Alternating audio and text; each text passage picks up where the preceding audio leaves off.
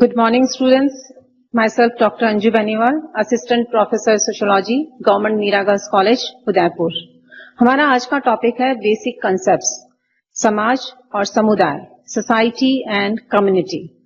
क्योंकि समाजशास्त्र समाज का विज्ञान है, इसलिए इसके अर्थ का ज्ञान होना बहुत ही जरूरी है तथा समाज को समझने के लिए समुदाय को समझना भी बहुत ही महत्वपूर्ण है। इसी महत्व को ध्यान में रखते हुए मैकाइवर और पेज ने समाजशास्त्र में समाज और समुदाय को एक मूल अवधारणा बताया था।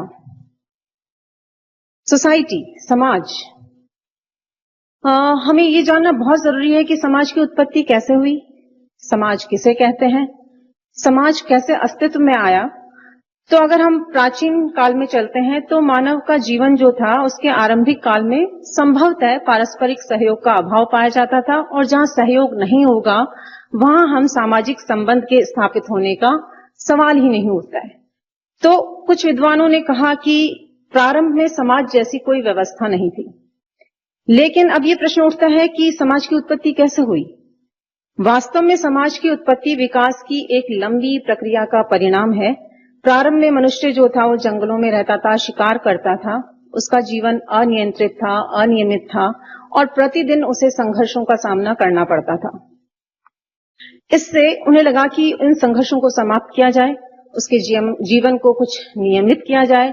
तो धीरे धीरे इस इच्छा ने अनेक समूहों को निकट आने के लिए प्रेरित किया, और जब समूह निकट आए, उनमें परस्पर अंतःक्रिया हुई तो सामाजिक संबंधों का निर्माण हुआ और सामाजिक संबंधों की एक व्यवस्था बनी, और उस व्यवस्था को समाज का नाम दिया गया। और इस सब के अंदर भाषा का बहुत ही महत्वपूर्ण योगदान रहा, क्योंकि भाषा के माध्यम से एक व्यक्ति दूसरे व्यक्ति से जब संबंध स्थापित करता है, उस दौरान अपनी इच्छाओं, भावनाओं, विचारों का संप्रेषण करता है और इससे संबंधों की स्थापना होती है। तो भाषा एक बहुत ही महत्वपूर्ण एलिमेंट था संबंधों के निर्माण के अंदर।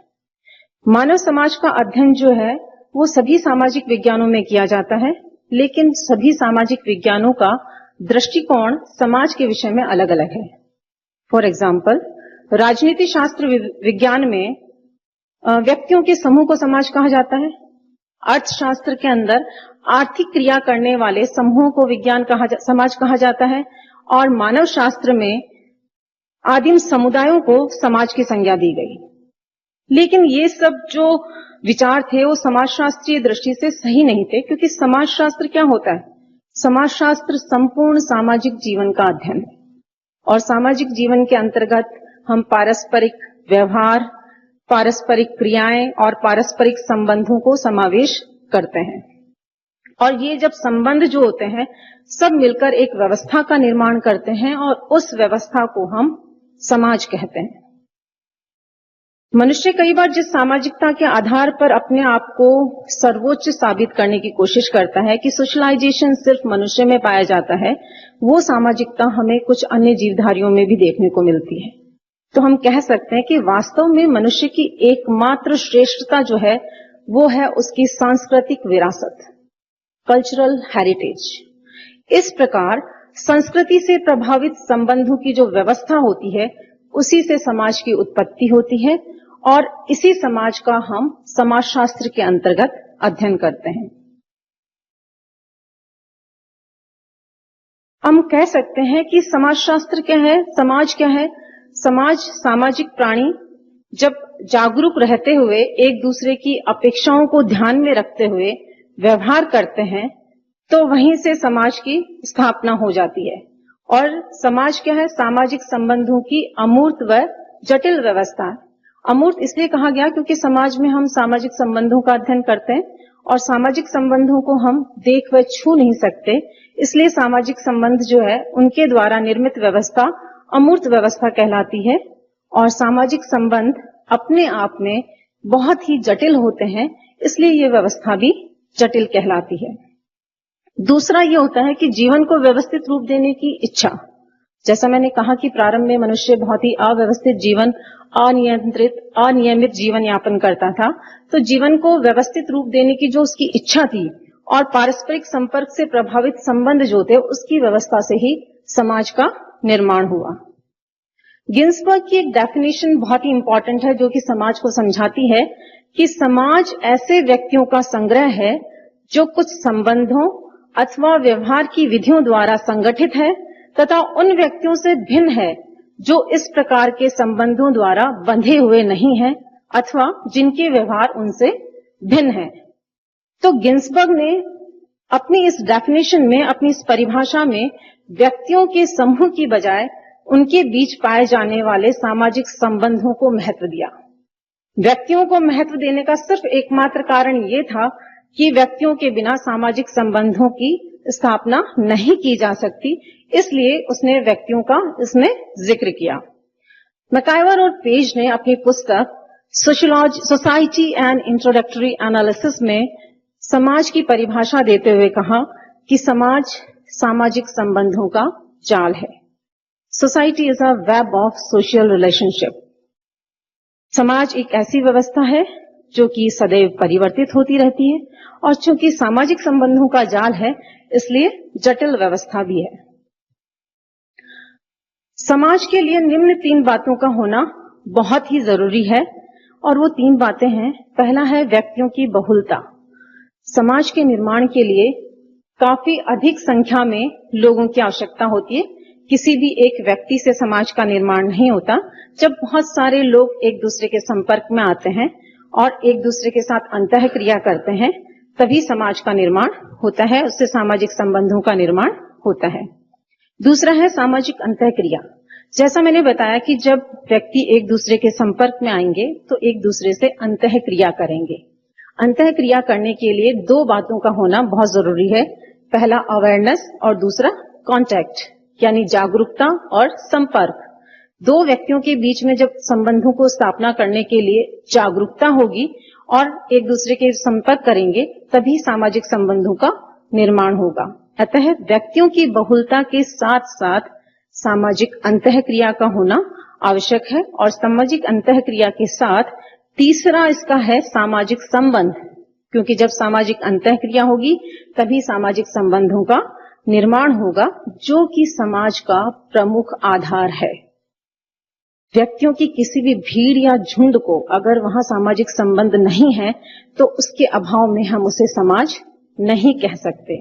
तो हम देखते हैं कि समाज के लिए बेसिकली 3 एलिमेंट्स बहुत जरूरी हैं। एक तो है प्लूरलिटी ऑफ इंडिविजुअल्स, व्यक्तियों की बहुलता, दूसरा सामाजिक अंतःक्रिया, सोशल इंटरैक्शन, और तीसरा है सामाजिक संबंध, सोशल रिलेशनशिप। समाज के प्रकार। भारतीय समाज को उसके प्रारंभिक काल से मुख्य रूप से 4 भागों में विभाजित किया जाता है। इसके अलावा भी बहुत सारे प्रकार होते हैं लेकिन मेनली हम उसको 4 पार्ट्स में डिवाइड करते हैं।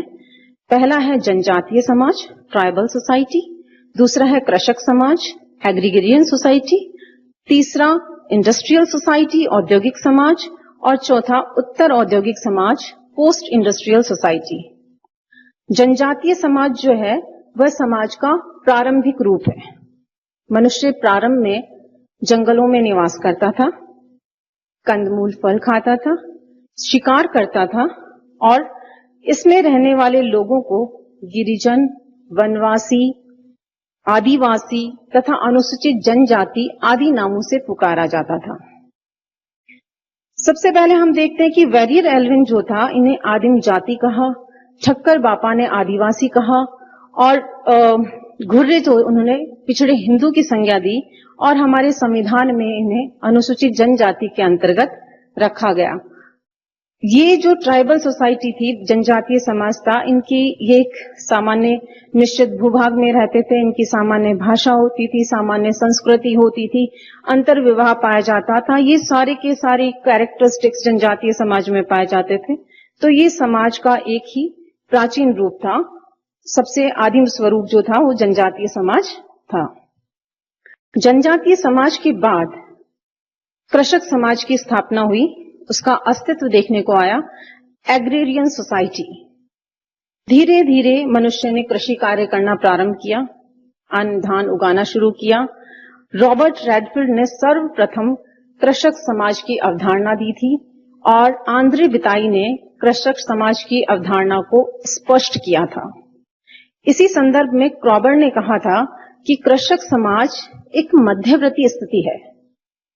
इसके एक और जनजातीय समाज है और दूसरी ओर नगरीय समाज है।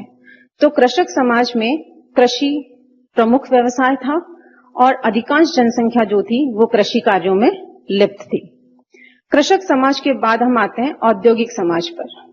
कृषक समाज के बाद गांवों से नगरों का विकास हुआ और जैसे जैसे नगरों का विकास हुआ उसके साथ साथ उद्योग धंधों का विकास हुआ और इसके परिणाम स्वरूप औद्योगिक समाज जो था वो अस्तित्व में आया। भारत के अंदर माना जाता है कि औद्योगिकरण का प्रारंभ 1850 में हुआ था और उसके बाद ये 20वीं शताब्दी के अंत तक तेजी से उद्योगों का विकास हुआ और औद्योगिक विकास के परिणाम स्वरूप औद्योगिक समाज जो था वो अस्तित्व के अंदर आया। औद्योगिक समाज के अंदर बहुत सारी उसकी विशेषताएं थी जिसके आधार पर हमने औद्योगिक समाज को समझा सकते हैं कि वहां व्यवसायों की बहुलता आ गई। जहां कृषि एकमात्र व्यवसाय था वहां औद्योगिक समाज में कृषि के अतिरिक्त अन्य व्यवसाय भी अस्तित्व में आए। तो व्यवसायों की बहुलता आई, विभिन्नता आई, जनसंख्या की बहुलता आई, पॉपुलेशन बहुत ज्यादा बढ़ गई थी औद्योगिक समाज के अंदर। विशेषीकरण हुआ, श्रम विभाजन हुआ, कार्यों का बंटवारा हुआ और लोगों में किसी एक कार्य के प्रति दक्षता या महारत हासिल करने की प्रवृत्ति का जन्म हुआ। द्वितीयक संबंध जो थे उनकी प्रधानता बढ़ी। ये सब के सब औद्योगिक समाज की प्रमुख विशेषताएं रही। औद्योगिक समाज के बाद जिस समाज की हम कल्पना करते हैं वह उत्तर औद्योगिक समाज, post industrial society. Information technology, cybernetics and artificial intelligence, ये इस समाज की महत्वपूर्ण विशेषताएं थी। इस समाज में ये माना जाता है कि मनुष्य का स्थान कंप्यूटर ले लेगा। मोस्टली वर्क जो होंगे वो टेक्निकल लेवल पे किए जाएंगे और जो थ्योरेटिकल नॉलेज है उसको प्रैक्टिकल ग्राउंड पर देखने का प्रयास किया जाएगा। श्रम विभाजन और विशेषीकरण बहुत तेजी से बढ़ रहा है, उसका महत्व बढ़ रहा है। मानव पूंजी का महत्व बढ़ जाएगा, ह्यूमन कैपिटल का, और इन समाजों के विकास के साथ साथ मानव समाज में बहुत सारी परेशानियां, समस्याओं का सामना भी मनुष्य को करना पड़ेगा, जैसे कि व्यक्तिवादिता, औपचारिक संबंध, निर्धनता, बेकारी, महंगाई, गंदी बस्तियां आदि। हाथ से काम करने वाले श्रमिकों का स्थान टेक्निकल प्रोफेशनल्स और वर्कर्स ले लेंगे। इस प्रकार हम देखते हैं कि मुख्य रूप से 4 प्रकार के समाज पाए जाते हैं: जनजातीय समाज, कृषक समाज, औद्योगिक समाज और उत्तर औद्योगिक समाज। देखिए, ये पिक्चर की सहायता से हम समाजों के प्रकार को समझाने का प्रयास किया है। खानाबदोश समाज, चारागाह समाज, बागवानी समाज को हम लोग जनजातीय समाज के अंतर्गत रखते हैं और कृषक समाज, औद्योगिक समाज और उत्तर औद्योगिक समाज की विशेषताएं मैं आपको बता चुकी हूं। संयुक्त राज्य अमेरिका को औद्योगिक समाज माना जाता है और उत्तर औद्योगिक समाज जो था उसके अंदर पोस्ट इंडस्ट्रियल शब्द जो था उसको सबसे पहले अमेरिका के समाजशास्त्री डेनियल बेल ने अपनी पुस्तक the coming of post industrial society, a venture on social forecasting 1973 में दिया और इसमें पोस्ट इंडस्ट्रियल सोसाइटी या उत्तर औद्योगिक समाज की बहुत सारे विशेषताओं को बताने का प्रयास किया। यानी कि पोस्ट इंडस्ट्रियल सोसाइटी में उत्पादन आधारित अर्थव्यवस्था से सेवा आधारित अर्थव्यवस्था की ओर संक्रमण पाया जाता है। मैन्युफैक्चरिंग बेस्ड इकोनॉमी से सर्विस बेस्ड इकोनॉमी में ट्रांजिशन की स्टेट है और Europe, Japan, United states of America में ये पोस्ट इंडस्ट्रियल सोसाइटीज जो हैं वो ज्यादा इनिशियल से देखी जा रही हैं क्योंकि वहां पर इंडस्ट्रियल रिवॉल्यूशन को उन लोगों ने सबसे पहले एक्सपीरियंस किया है।